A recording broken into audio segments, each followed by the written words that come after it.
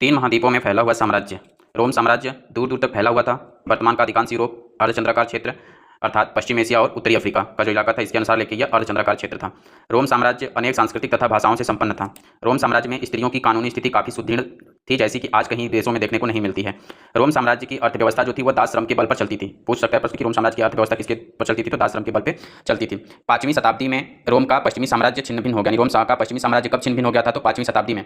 रोम साम्राज्य जो जहाँ पे है वहाँ पे ही खिलाफत की स्थापना हुई थी। रोम इतिहास के स्रोत को जानने के लिए कौन कौन सी सामग्रियां हैं? पाठ्य सामग्री है, प्रलेख है, भौतिक अवशेष है। पाठ्य सामग्री में वर्ष वृत्तांत है, पत्र है, व्याख्यान है, प्रवचन है, कानून है आदि है। प्रलेख में दस्तावेजी स्रोत है, उत्कीर्ण अभिलेख है, पैपायरस है, पेड़ के पत्तों पर पांडुलिपियां हैं जिसे पैपायरोलॉजिस्ट कहा जाता है। रोम साम्राज्य में भौतिक अवशेष में इमारत है, स्मारक है, मिट्टी के बर्तन है आदि हैं। ईसा मसीह के जन्म से लेकर 7वीं सदी के पूर्वार्ध में 630 ईस्वी तक दो सशक्त साम्राज्य रोम और ईरान का शासन था। यानी कि रोम साम्राज्य में जो बात करेंगे तो उसमें जो रोम और ईरान का शासन था वो कब था? ईसा मसीह के जन्म से लेकर 7वीं सदी के पूर्वार्ध तक, यानी 630 ईस्वी तक रोम और ईरान का शासक था। रोम और ईरान का जो क्षेत्र था अधिकांश यूरोप आता है, उसमें उत्तरी अफ्रीका आता है और मध्य पूर्व तक के विशाल क्षेत्र आते हैं। ठीक है, रोम और ईरान के क्षेत्रों में कौन कौन से आते हैं? यूरोप का अधिकांश यूरोप का क्षेत्र आता है, उसके बाद उत्तरी अफ्रीका का इलाका आता है और मध्य पूर्व तक का विशाल क्षेत्र आता है। इसमें हमें ध्यान देना है कि अधिकांश यूरोप यानी यूरोप जो है उसका पूरा अधिकांश हिस्सा रोम और ईरान के क्षेत्र में आता है और अफ्रीका का जो है उत्तरी अफ्रीका का हिस्सा आता है और मध्य पूर्व तक का विशाल क्षेत्र इसमें आता है। रोम और ईरान दोनों एक दूसरे की प्रतिद्वंदी थे। रोम और ईरान की सकरी पट्टी को फरात नदी द्वारा अलग किया जाता था। यानी कि रोम और ईरान का जो इलाका था किसके द्वारा अलग किया जाता था? तो फरात नदी की एक सकरी पट्टी थी, उसके द्वारा रोम और ईरान को अलग किया जाता था।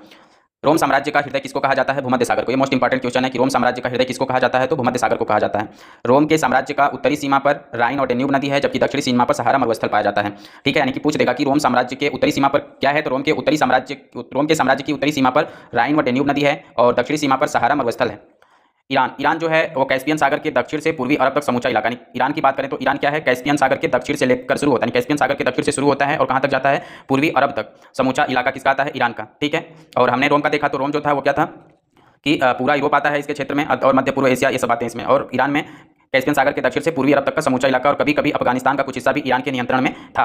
रोम और ईरान ने दुनिया के उस हिस्से को बांट रखा था जिसे चीनी लोग ताचीन की संज्ञा देते हैं। यानी जो रोम और ईरान ने दुनिया के उस हिस्से को अपने में बांटा था, जो लोग उसे चीनी लोग क्या कहते थे? ताचीन की संज्ञा देते थे। यानी चीनी लोग ताचीन की संज्ञा किसे देते थे? तो जो ईरान और रोम ने जो कुछ हिस्से को बांट रखा था उसका जो इलाका था उसको ताचीन के नाम से जाना जाता था, जिसे बृहद चीन या पश्चिम कहा गया। रोम गणराज्य का वास्तविक सत्ता सेनेट थी। सेनेट को व्यवहारिक तौर पर अभिजात वर्ग की सरकार कहा जाता था। सेनेट गणतंत्र कब तक चला था? तो 509 ईस्वी पूर्व से लेकर 27 ईस्वी पूर्व तक चला था। ये 27 ईस्वी पूर्व में सेनेट गणराज्य का तख्ता पलट कर दिया गया और किसके द्वारा किया गया था? तो ऑक्टेवियन के द्वारा सेनेट गणराज्य का पतन किया गया था। ऑक्टेवियन कौन था? तो जूलियस सीजर का दत्तक पुत्र एवं उसका उत्तराधिकारी था। ऑक्टेवियन का उपनाम क्या था? तो अगस्तक नाम से रोम का साम्राज्य बन बैठा। सेनेट की सदस्यता जीवन भर चलती थी। सेनेट में जन्म की अपेक्षा धन और पद प्रतिष्ठा को अधिक महत्व दिया जाता था। सेनेट में इतालवियों को गठित कर लिया गया था, शामिल कर